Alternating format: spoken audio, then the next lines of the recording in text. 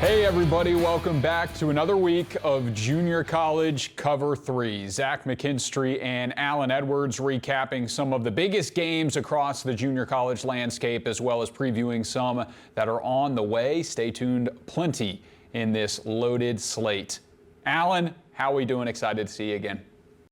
Hey, what's up, Zach? It's been a quick week, and here we are going into week 3 now. Yeah, already a lot happening. Let's go ahead and dive into it. We'll start with Tyler. Tyler went into one of the toughest environments in junior college football, and their defense stunned number 5 Snow. There were a number of mistakes made by the Badgers, but the Apaches capitalized. 3 forced turnovers, 2 blocked field goals, and a safety helped lead the way in the first ever game between the two teams. 𝙁looked good, and this defense looks like the real deal. Oh yeah, when I was actually watching that game. Tyler was actually off to a slow start. They tried to pump fake, a punt, and ended up throwing a pick six. So not a pick six, but an interception to Snow. So it was kind of a struggle for Tyler, but Tyler ended up coming out with the win for sure. Yeah, defense did step up. I think they didn't allow a point until the fourth quarter, and it was 12 at the end of the game for Snow. But another team in Texas that had a lot of hype coming into the season was Navarro. They got out to a good start against Garden City, but man, did the Broncbusters turn it on after that. 28 straight points, including an 100-yard kick return touchdown to jumpstart the second half.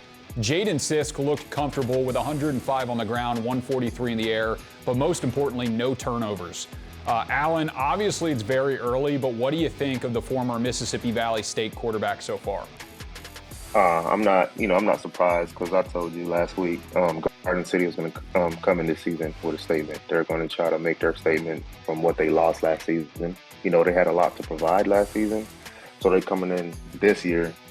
They're probably going to try to step on everybody's neck. And, of course, Jaden Sisk, that quarterback, went for 12 for 17, 143 yards and 1 passing touchdown. And he actually rushed for 14 and 3 touchdowns. So he got it. He got it what it takes to be a winner at the quarterback position.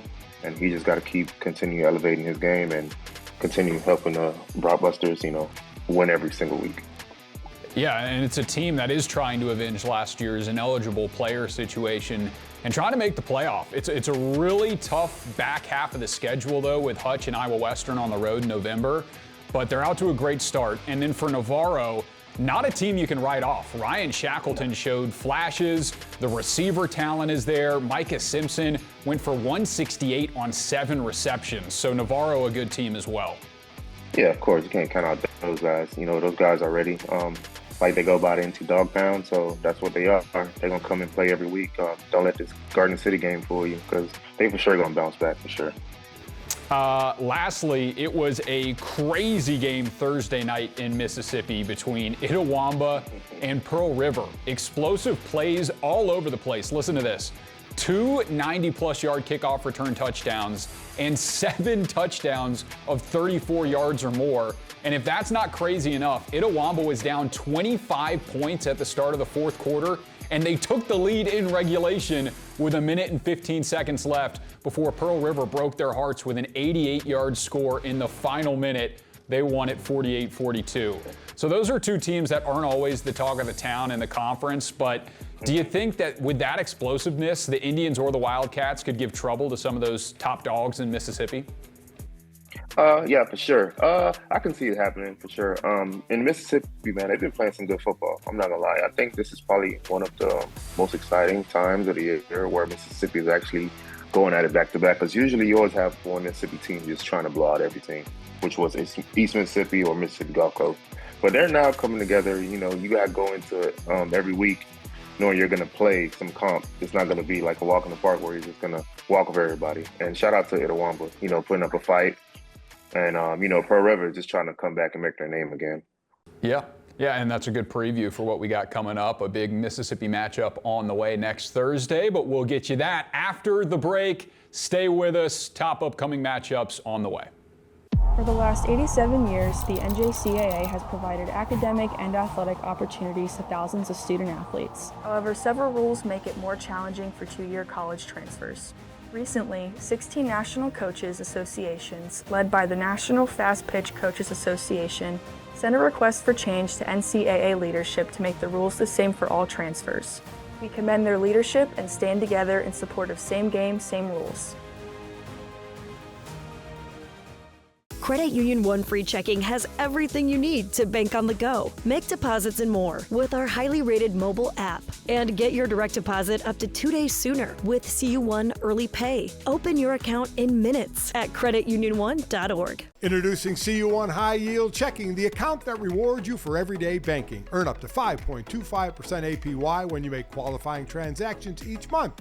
No minimum or opening balance required. Get started at cu1.com/high yield checking.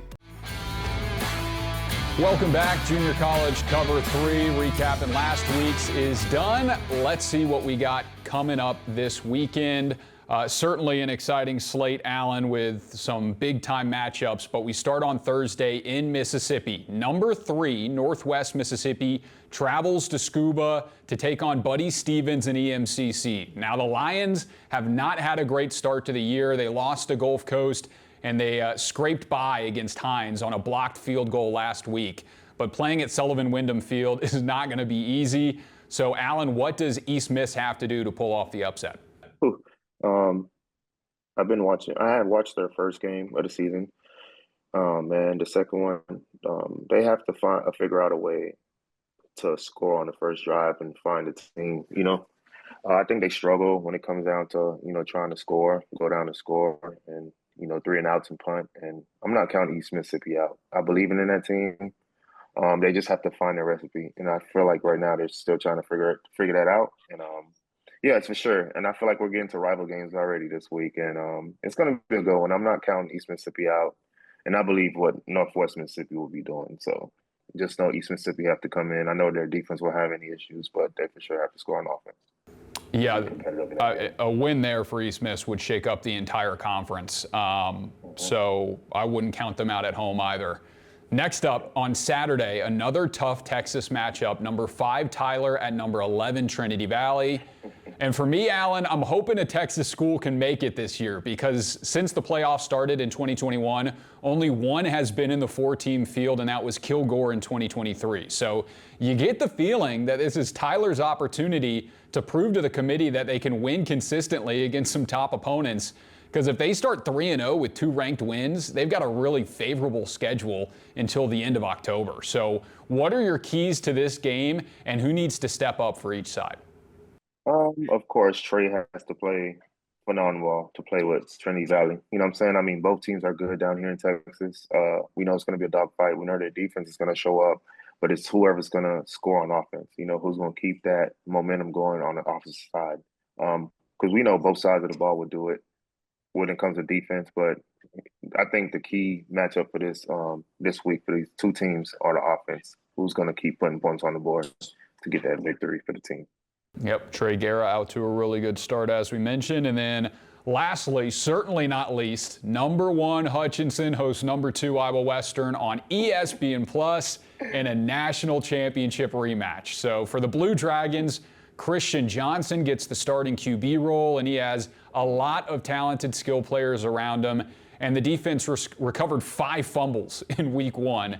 And then for Iowa Western, Stony Brook transfer Malachi Marshall is under center and maybe the top back in junior college behind him in Daniel Swinney. So predictions for this one after last year's regular season and postseason thrillers. Oh, man, we know it's going to be a defensive game. And, I've watched Hutch last week, and I've watched Iowa Western. So, I'll give it a Hutch, man. I think Hutch is like the best team right now. They're doing their thing on both sides of the ball. They got a good quarterback along with the running back. So I believe Hutch is going to take that for sure. I'll give it a Hutch.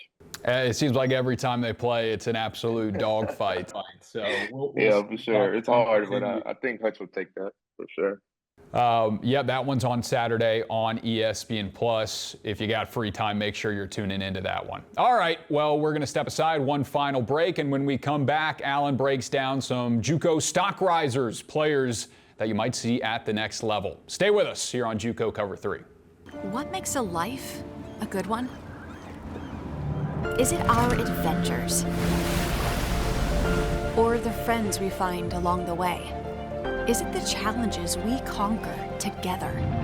Maybe it's the people's lives we touch every single day. So, what makes a life a good one? You'll have to figure that one out for yourself.